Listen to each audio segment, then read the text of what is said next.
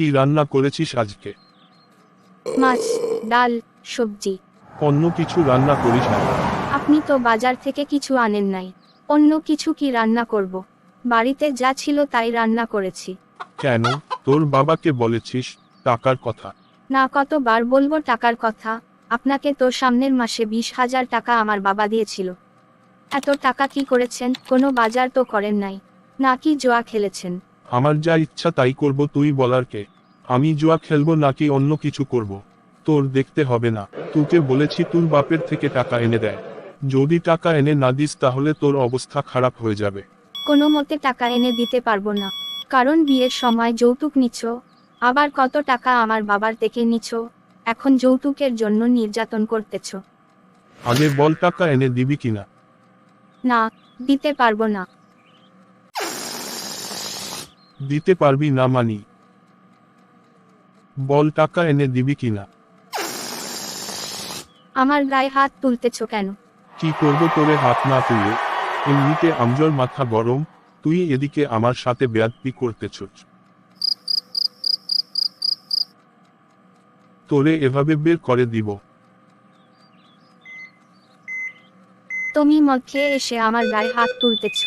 কালকে আমি বাবার বাড়ি চলে যাব। তোর যেখানে ইচ্ছা সেখানে যা, আমাকে টাকা এনে দেয়। তোমাকে আর 1 টাকাও এনে দিব না, যা খুশি তোমার তাই করো। আবার আমার মুখের উপর কথা বলিস? হারামজাদি, তোর তো সাহস কম না। তোরে মেলাই ফেলবো, দেখি কে বাঁচাই। আমার আর তোরে আর সহ্য করা গেল না। আমি চলে যাচ্ছি, মনে রেখো তোমাকে আমি জেলের ভাত খাওয়াবো। আজকেই বাবার বাড়ি চলে যাব। যা যা, তুই কি করবি আমার ভালো মতে জানাই আছে। মা, তোমার জামাই আমাকে মেরে ঘর থেকে বের করে দিয়েছে। কেন, জামাইয়ের আবার কি হয়েছে? তোকে মেরেছে কেন? মা, তুমি তো জানো তোমার জামাইকে নাকি টাকা এনে দিতাম। আমি বলেছি টাকা আনতে পারবো না, তাই মেরে ঘর থেকে বের করে দিয়েছে। জামাইয়ের আবার কিসের টাকা প্রয়োজন? সে আগের বার তোমাদের টাকা নিয়েছে ব্যবসা করবে বলে, সেই টাকা দিয়ে জুয়া খেলেছে, সেই টাকা হারিয়ে ফেলেছে, তাই আমাকে নির্যাতন করতেছে। টাকা এনে না দিলে নাকি তার বাসায় থাকতে পারবো না। সে আমাকে মেরে গলা ধাক্কা দিয়ে বের করে দিয়েছে। ঠিক আছে, তোর বাবা আসুক, জামাইয়ের একটা উচিত শিক্ষা দিতে হবে। অনেক টাকার যৌতুক দিয়েছি, বারবার টাকা দিই তাকে। সে এত খারাপ তা তো জানতাম না। মা, সে খারাপ না, শুধু বড্ড বেয়াদব, আমার গায়ে হাত তুলেছে। টাকার জন্য তার বাড়িতে আমি আর যাব না। ঠিক আছে, তোর বাবা আগে অফিস থেকে আসুক, তারপর ব্যবস্থা নিতে হবে। তুই রুমে গিয়ে রেস্ট কর। ঠিক আছে মা। তবু শুনছো, জামাই মেয়েকে মেরে আমাদের বাড়িতে পাঠিয়ে দিয়েছে। এটা কোন ধরনের কথা? জামাই মেয়েকে মেরেছে কেন? সেটা আবার নতুন কথা নাকি? টাকার জন্য মেরেছে। সামনের মাসে তো জামাইকে 20,000 টাকা দিলাম।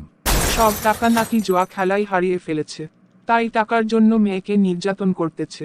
জামাই তো এভাবে মেয়ের গায়ে হাত তুলতে পারে না, তার একটা উচিত শিক্ষা দিতে হবে। আসলে ঠিক এভাবেই চুপ থাকলে জামাই আর বেশি মেয়েকে নির্যাতন করবে। আজকে থানায় গিয়ে মামলা দায়ের করতে হবে।